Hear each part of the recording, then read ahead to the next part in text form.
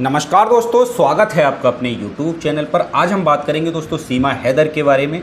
वो सीमा हैदर जो 3 देशों की सीमा पार करके पिछले 2 महीने से भारत में रह रही है। 4 जुलाई को पूरे भारत को ये पता चलता है कि एक पाकिस्तानी महिला अपने 4 बच्चों के साथ नोएडा में किसी सचिन मीणा के पास आ चुकी है। पूरे देश को दोस्तों जब ही पता चला जब सचिन और सीमा कोर्ट में अपनी लव मैरिज की अर्जी लेकर के गए थे, तब ये खुलासा हुआ था। अब हम बात करते हैं दोस्तों जो सीमा हैदर के बारे में नया खुलासा हुआ है उसके बारे में। आज दोस्तों 4 बजे के टाइम ATS ने दोनों को उठा लिया।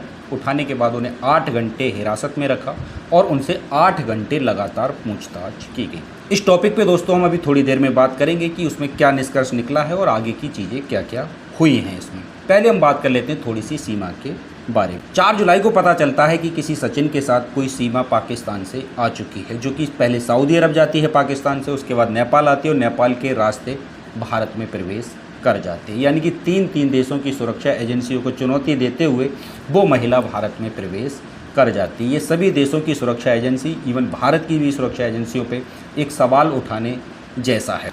4 जुलाई को दोस्तों इनको हिरासत में लिया जाता है और 7 जुलाई को इनको बेल भी दे दी जाती है। बेल मिलने के बाद सीमा सचिन के घर सकुशल रहने लगती है और इधर मीडिया का तांता उसके घर पे लगा रहता है। देश का हर छोटा बड़ा मीडिया हाउस दोस्तों उसके घर पहुंच जाता है उसका इंटरव्यू लेने।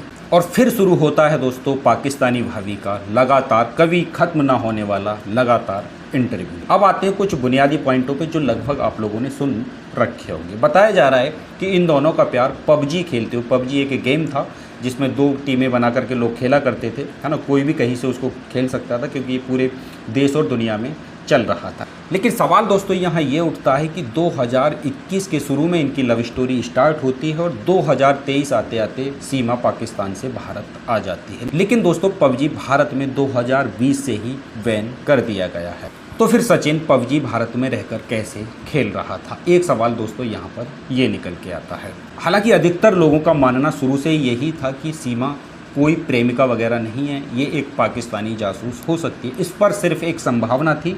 बहुत सारे लोग इसको एक प्रेम के एंगल से देख रहे थे कि वो प्रेम के खातिर ही भारत आई है।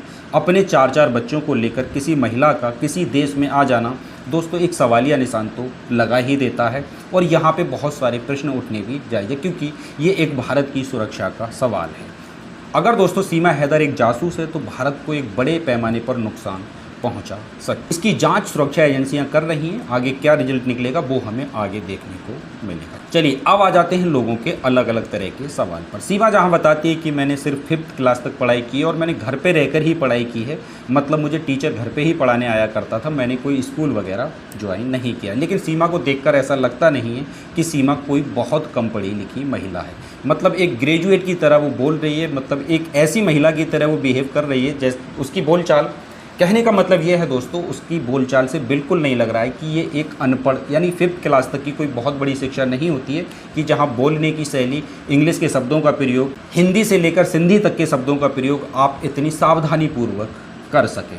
दूसरी तरफ सीमा कहती है कि उसे कंप्यूटर की भी ठीक ठाक नॉलेज है। तो PUBG जैसा टिपिकल गेम किसी आम बच्चे के या आम महिला के बस की बात नहीं है। लेकिन फिर भी सीमा उस गेम को खेल रही थी जहाँ से सचिन से उसकी बात हुई, जैसा कि सीमा बता रही है। यहाँ पर सचिन को देखकर तो दोस्तों बिल्कुल ऐसा नहीं लगता है कि कोई 5 बच्चों की माँ उसके प्यार में पड़ सकती है, क्योंकि इतना कोई कुबेर का खजाना उसके पास तो था नहीं, हीरे जवाहरात की खाने तो उसके पास थी नहीं कि उसके धन के चलते हुए उससे प्रेम हो गया हो, है ना। देखने भागने में भी सचिन कोई इतना सुंदर नहीं है कि किसी महिला को इतनी दूर से कोई अट्रैक्ट कर ले। एक सवाल दोस्तों यहाँ पर ये भी है, सवाल यहाँ पर सचिन के ऊपर भी उठना चाहिए कि उसने ये वाले तथ्य क्यों छुपाए, जबकि 2 महीने से उसने सरकार, पुलिस, किसी को कुछ नहीं बताया और सीमा के साथ चुपचाप अपने घर में रह रहा था। ये चीज़ें आप लोग अच्छे से समझ पा रहे होंगे। मीडिया ने सिर्फ सीमा हैदर से वो सवाल पूछे जो लोग सुनना चाहते हैं। मीडिया ने इस देश की सुरक्षा के ऊपर सीमा हैदर को लेकर कोई ऐसा सवाल नहीं पूछा जो वास्तव में पूछा जाना चाहिए था। एक पाकिस्तानी भाभी करके 24 घंटे दोस्तों बस यही न्यूज़ चल रही थी हर मीडिया पर। आज भी आप देखेंगे किसी भी बड़े चैनल को या छोटे चैनल को जो न्यूज़ से संबंधित है, हमेशा दोस्तों यही कहानियाँ ये लोग सुनाते रहते हैं। अब इसमें जो नया मोड़ आया है दोस्तों, हम उस टॉपिक पे लौटते हैं। यूपी पुलिस ATS ने दोस्तों इनको गिरफ्तार किया लगभग शाम 4 बजे के टाइम और इनसे 8 घंटे लगातार पूछताछ की गई।